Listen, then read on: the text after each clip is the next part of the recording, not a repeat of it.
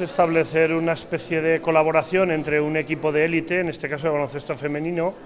con el Instituto Aragonés del Agua para trasladar a la sociedad, y especialmente a la sociedad joven, a los más pequeños, pues una serie de hábitos, de conductas y de valores